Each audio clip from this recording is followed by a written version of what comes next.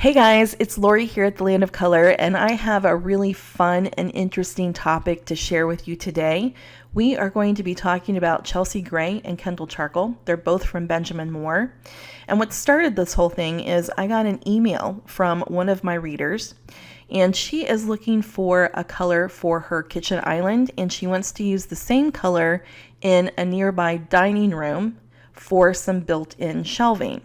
So she has samples up, and she really likes Chelsea Gray and Kendall Charcoal, and she can't decide between the two. She knows they're very similar, but she's seen a little bit of a difference. So that's when she started Googling for more information. She was looking for more details about these two colors, and that's how she found her way here. She found her way to campchroma.com and the Colorography Lab. And let me just show you really quickly where we are. So we're here on campchroma.com, and it's right here, the Colorography Lab. So that's where she ended up when she Googled for more information, and she found the colorographies. And I'm just going to scroll these up into the window so we can see them. And they need to be even, or that would drive me crazy. I think that's good. So really what her email was about was she couldn't believe that the colorographies were so easy, and she couldn't believe how clearly they illustrated the differences between these two colors and how well it aligned with exactly what she was seeing. But she didn't know how to say it. She didn't know how to articulate the differences between the two colors when she was comparing them. So when she found the colorographies, she was like, this major aha moment, like, oh my God, I can't believe it. Yes, that's exactly what it is. And she didn't have the right language to talk about it. And so she emailed me, and she just wanted to validate that, yeah, it really is that easy, and that she was reading these color notations correctly. She was reading the numbers and the charts and the scales in the colorographies correctly. And she is, and it really is that simple. So I'm going to walk through it with you guys so we can talk about the differences and similarities between these two colors, because like I said, it's kind of interesting. I didn't realize that Chelsea Gray and Kendall Charcoal were so similar. So the first thing I want to talk about is where these color notations come from. Hue, value, chroma, and LRV. These come from measuring the color with a device like a spectrophotometer or a colorimeter. And in order to do that, we have to determine a light source. We have to follow some kind of a standard. And the standard that's used in the architectural coatings industry and the paint industry is called Illuminant D65. That's the kind of light that's used to measure the colors, to get the color data values, and eventually these color notations. So a lot of people get really wrapped around the axle with the whole illuminant thing. The point of an illuminant is not to mimic interior light sources. It's not supposed to look like what the light looks like in your house. That's not the point of an illuminant. We need to specify a kind of light source in order to measure the colors, because we have to get everyone on the same page. If you don't establish the light source, if you're not following some kind of a standard, then the color definition, the color description doesn't mean anything. That's the biggest issue with undertones, right? People who categorize color by undertones never specify the quality of light that was used when they made that determination. They don't like to talk about the light. And there's a reason why people who categorize color by undertones want you to ignore the factor of light. But you can't, because without light, there is no color. So again, we have to follow some kind of standard when we're measuring colors and getting color notations. And for colorographies, I use an Illuminant D65 2-degree observer. I go into more details about illuminants and observers and all that stuff in my course called The 4 Pillars of Color. So if you're interested in all those details, that's where you can learn more. So one of the questions that inevitably comes up about these color notations is, well, as soon as you change the light source, then this notation is no longer valid, right? Then this notation would be different because the light's different. And this is true. That's absolutely true. But in my experience, what I found is this color notation, when it comes to residential applications, this color notation holds true a little bit better than 50% of the time. And here's the coolest thing. Here's the best thing. Even if it doesn't hold true, this color notation is still incredibly powerful and useful, because if the color notation doesn't hold true in the space, then this now becomes a jumping off point. This now becomes an intelligent point of departure for developing an alternative color strategy. So it's a win-win situation. You cannot lose when you have a color notation, whether it aligns when you sample it in the space or whether it looks different. Either way, you still have this incredibly powerful framework to work from to figure out what to do next. So that's the point of an illuminant, and that's why it works, even if the light is different in the space. So with that said, that's where hue value, chroma, and light reflectance value comes from. They come from color measurements. That's not where the warm and cool designations on the color strategist color wheel comes from, right? These did not come from color measurements. These do not come from color data values. I developed these categories of warm and cool, these warm and cool designations for the hue families in a different way. And if you want more details about that, go to thelandofcolor.com. This is my other website. This is where I have a blog. Scroll down to color blog, and it was November 18, I think. I know it was November. I know that. It was November 16th of 2018 when I wrote this blog post called Disrupting What You Think You Know About Warm and Cool Colors. So if you click on that blog post, I walk through everything, the entire process I followed, all of the resources that I used to establish the warm and cool designations on the color strategist color wheel. It's probably more information than you really need or want to know, but it's all here. And I also share a video on here. Let me get down to it. This is one of my very favorite videos. So if you don't visit the blog post for any other reason, visit it to watch this video.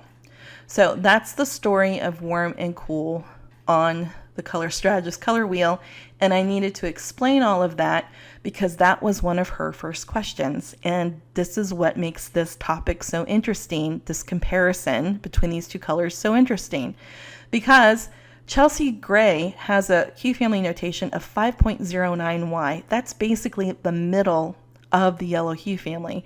So her question is, well, is it warm or is it cool? Because it's right there in the middle. And honestly, it can go either way. How we establish color temperature is by comparing colors. So the only way to figure out which way Chelsea Gray is going to flip or swing is by comparing it to another color. And in her situation, she's comparing it to Kendall Charcoal, which makes this pretty easy because Kendall Charcoal has a hue family notation of 6.26Y. That falls on the cool side of the yellow hue family. So when you compare Chelsea Gray to Kendall Charcoal, it's pretty obvious that Chelsea Gray is the warmer color because it is literally closer to the warmer side of the yellow hue family. So that was the first thing that she noticed as far as the colorography is kind of aligning with her visual assessment of the samples in her space. She felt like Chelsea Gray was the warmer color too, and the colorographies validated her point of view on that. So the next thing she was wanting to talk about was value, lightness and darkness. She felt like Chelsea Gray was the lighter color. You know, is Chelsea Gray lighter than Kendall Charcoal? And we have two scales on the colorography that we can look at to get that information. So value, there's a little note down here that tells you how light or dark a color is. And light reflectance value, there's a little note here on the colorography, and it tells you that light reflectance value is about how much light a color reflects and how much it absorbs. Value and light reflectance value both have to do with luminance. They're about luminance. I go into more details about that in the color, in the 4 Pillars of Color course. And again, this is another one of those things that we're not going to dive too deep into the details. But LRV tells you how much light a color reflects or absorbs, and value tells you what that looks like, right? So on a scale from 0 to 10, how light or dark does the color look? Light reflectance value tells you literally how much light it keeps and how much it bounces back into the space. But they both have to do with luminance. So if we look at the scales, we can see that Kendall Charcoal has a value of 4.40 right here. If we come over here to Chelsea Gray, it has a value of 5.38. We can basically round this up to 5.40. So there's a difference of 1 between Chelsea Gray and Kendall Charcoal. If we look at the scale, we can see that the indicator box here is a little bit higher up on the scale, closer to white, compared to the indicator scale here for Kendall Charcoal, which is a little bit lower and closer to black. So we look at the numbers and we can see that Kendall Charcoal has a lower number. We look at the scale and we can see how that relates to a scale between white and black on a gray scale, and we can see that it's darker, it's lower. Same with light reflectance value. Kendall Charcoal has a lower light reflectance value. We can see on the scale that the little black dot is closer to the black sun compared to the little black dot here for Chelsea Gray, which is farther up the scale and closer to white. So the two scales illustrate that Chelsea Gray is in fact lighter than Kendall Charcoal, and so do the numbers. So if you want to look at the pictures, you can figure it out. If you want to compare numbers, you can figure it out. So the last thing we're going to talk about is chromaticity. So she said that she felt like Kendall Charcoal was more neutral overall. She felt like it was just a more neutral gray compared to Chelsea Gray. And she noted that the little note here for the chroma scale says how colorful or neutral. And she asked, well, since this is a shorter box, does that mean that Kendall Charcoal is more neutral compared to Chelsea Gray that has a bigger box? Or does it go the other way around? Because this is a bigger box, but she's like, but this is closer to neutral. So it's like, yep, you got it right the first time.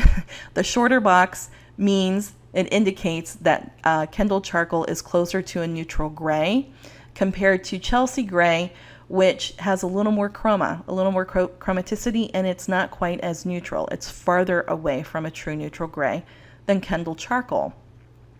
And again, we can also compare the numbers. Chelsea Gray has a chroma of 0.56. Kendall Charcoal has a chroma value of 0.23. So Chelsea Gray has more at 0.56, which means it's more colorful. And that's it.